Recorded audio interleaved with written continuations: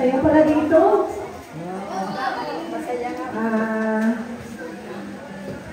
Thursday na yun. Bukas na daw kahulihan.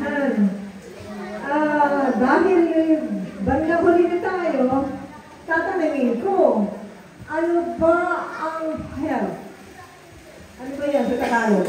Kalusugan. Ibig sabihin ng kalusugan. Sabi, pangako kayo sabi, tatanungin ko siya. Ang kalusugan mo ay halimbawa po sa ating buhay. Sa buhay po natin, tayo po ba ay healthy or hindi? Yung may sakit o yung mabuti ang kalusugan? Tinagalog mo lang yung healthy. May sakit daw. O walang sakit. Meron pang ibang sagot. Ang sa English, hindi ko alam kung paano i-translate eh. Ang sa English ay state of well-being. Ano ba yung state of well-being? Ayun! Isang mabuting kalagayan ng physical, mental, spiritual, at hindi lang ito ibig sabihin na walang sakit, kundi yung, ano sabi mo? Pangkabuuan kalagayan. Oo, kalagayan na tayo ay kontento at masaya. At tayo ay maunlad sa ating katawan, sa ating kalagayan. Yun ang ibig sabihin ng health ayon sa World Health Organization. Ngayon, ano yung, ano sinabi mo, yung 5, ano yun? Ano yung activities ng health? Ngayon, ang tanong ko, ano ang aspeto ng activities ng health na yun? Anong mga bagay-bagay? Na dapat, ang factors sa English, factors na involved sa health. Ano yun? Ano yan, kung ano ang nasasangkot ng health. Ngayon, ang tanong ko, paano natin, anong activities ang dapat natin gawin para makamtan natin yung kalusugan? Exercise. Exercise. Mental active. Exercise ang mental. Nutrition. Yan ang isa. Nutrition. Rest. Yan. Sleep. Ano pa? Exercise. Sabi mo diet. Rest, sleep. Exercise.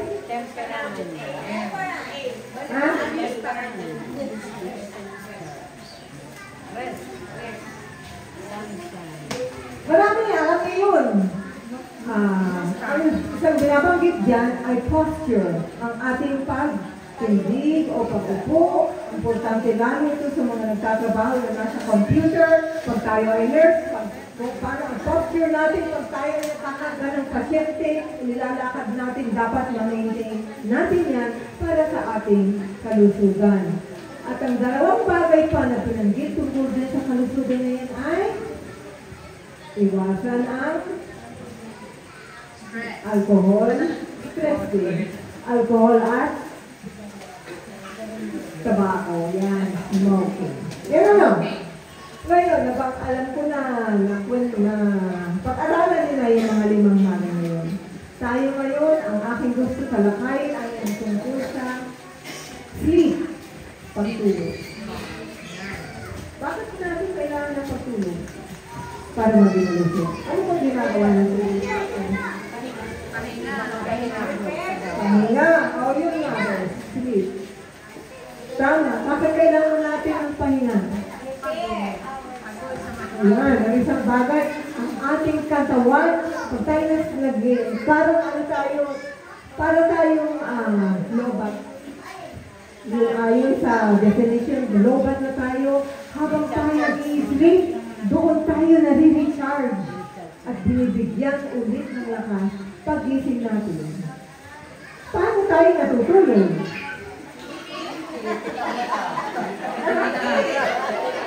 Pipikit. Nakikit ka ba? Ibig sabihin tulog Hindi, paano tayo natutulog? Oo, nakahiga.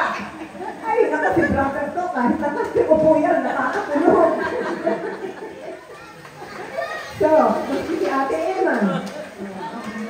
Tama din, mas maganda ang pagtulog natin pag nakahiga at malambot ang kutsyon at ang uunan ay maganda.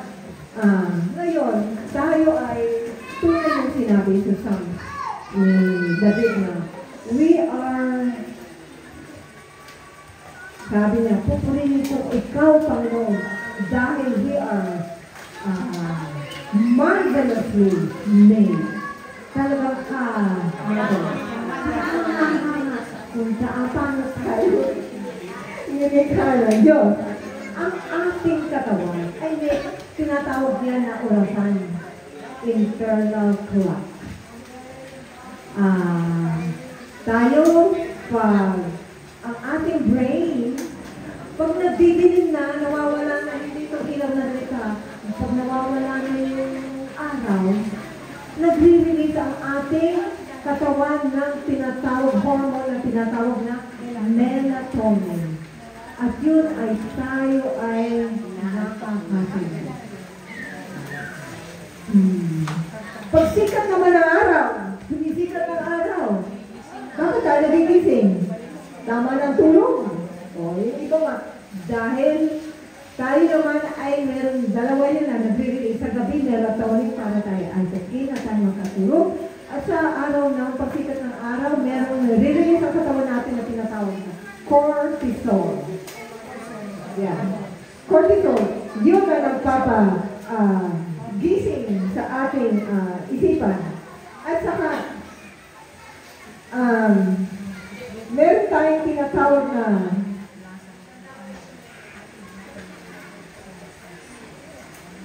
circadian, meron tayong rhythm sa ating internal sa ating circadian rhythm na yun na tinatawag. Meron tayong sarili nating biological na clock kung kailan natin gusto matulog o gumising. Okay. So, ano nangyayari pag tayo natutulog? Nakakatulog. Galing naman ito.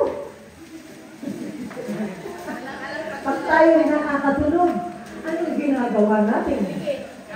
O pag pikit tayo at nakakatulog, anong ginagawa?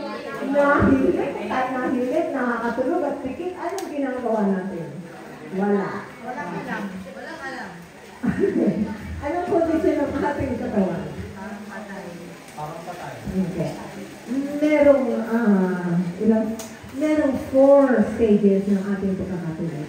Unang-una, stage 1 ay yung mga konting minuto lang tayo.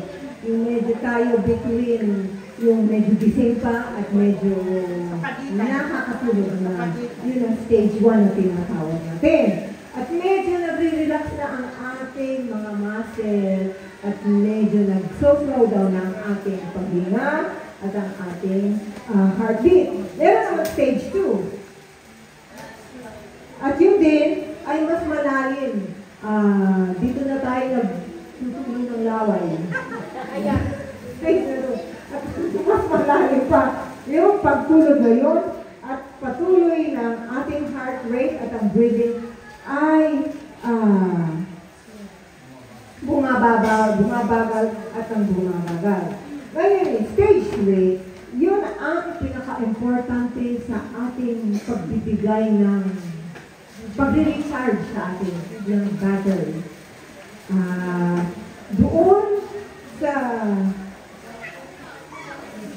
stage 3 na yun ay yun ang ibibigay na tayo ay magiging alerto at sa kinaumagahan at yun ang panahon ng ating pagtulog na pinakamabagal na ang ating presyon, ang ating heartbeat at ang ating paghinga at ang ating muscle ay relax na.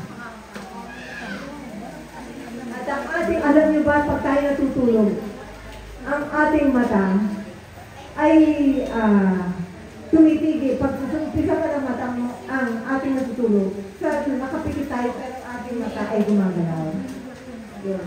Sa stage na ito, pati ang ating mata ay hindi na rin gumagalaw, tahimik na.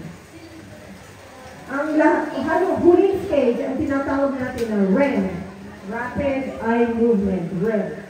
At yun, ang panahon na ang ating mata, rapid, katulad ng definition, rapid eye movement, ang mata talaga natin, pag titingnan mo, ay ang bilis yan, rapid eye movement. Bakit kaya? Hindi ko lang. Nalimutan ko ang sagot. Naglilinis ang mata? Pag pinuntahin mo, ang bilis nun. At ang ating paghinga, ang heartbeat natin, ang presyon ng muscle natin ay bumibilis na ulit. Itong 4 stages na ito, paulit-ulit ito habang tayo natutulog. Mga 190 minutes ito, tapos babalik na naman sa stage 1, stage 2, stage 3, at stage 4. At yung REM na yun, yung huling stage, doon napoproseso yung mga ating halimbawa, yung naintindihan mo ngayon, yung natutunan mo ngayon. Mamaya pagtulog mo, yung sa 4th stage, doon na-i-implant sa ating brain na parang yung memory nandoon, yung ating natutunan. Doon sa REM na yun. Kaya importante sa ating pagtulog na meron tayong REM. Okay. So, bakit natin kailangan matulog? Para makatahinga po. Dahil kailangan natin ng mag-recharge at ito ay nagko-contribute sa ating kalusugan. At naiiwasan ng mga ibang sakit dahil ang kulang sa pagtulog ay lilit ito sa diabetes, cardiovascular disease, cancer, at hindi lang yun. Pag tayo ay kulang sa tulog, anong nangyayari? Tamang initin ng ulo, mahina ang ating pagkakaintindi, pag tayo mag-drive, hindi mabilis ang ating reflex function. So, paano tayo matulog? Anong makakatulong kasi yung iba sa atin? Yung mahirap matulog. Ano makakatulong sa atin sa mabuting pagtulog?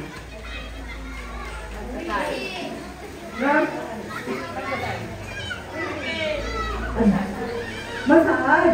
Uy, gusto ko yan. Ay, kung walang taga-masahe. Kung wala sila kasama. Pagdasal. Totoo yan. Ano ba?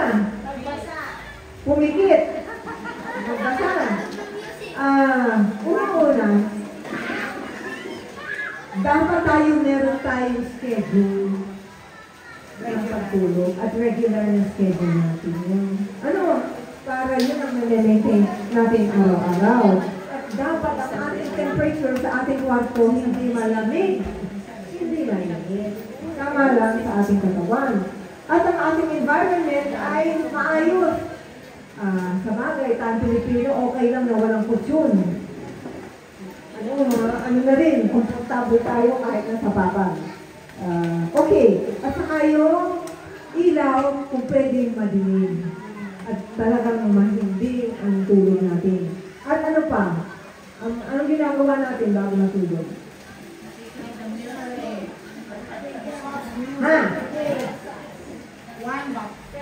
Cellphone, tablet, TV. Iwasan natin yun. Alam naman natin na ang ating mata, yung blue light o kung ano man yun, ay hindi narinig. At ang ating isipan ay dapat ibaban natin sa buong kasambahay natin yung bagay na yan. Ano pa? Ano pa ang mga bagay na nakakapagising? Kape. Ano ba yung kape? Kape. Saan? Tama, alak. At saka, yung pag tayo kumain ng madami. Kaya iwasan natin alcohol, caffeine, large meal. Bago matulog. Sabi nga nila dapat 5 hours before tayo matulog. Kung tayo tutulog ng alas 10, dapat alas 5 pa, yun na ang tulog-kain natin. Anong oras ka kumain? Kailan pa kayo nag-serve ng sopas na masarap na yun? Mamaya pa na cobra death, hindi sang-ayon yan sa ating mga health lecture. At ang isa pang aiwasan natin, of course, ay tabako o sigaret kahit anumang panahon sa maghapon. At ano pa mga katulong? Tayo ay mag-exercise. Yun naman, may tanong? Wala.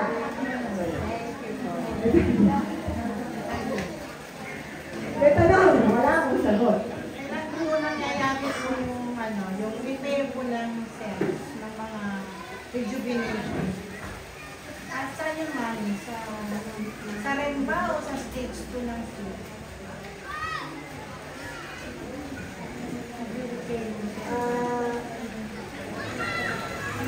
Sabi sa stage 3 tayo na re-refresh. Sa buong gabi, habang tayo natutulog, yun ang nagre-repair ng ating mga cells na pako. Yung buong lahat ng stage natutulog. Yes. Hindi.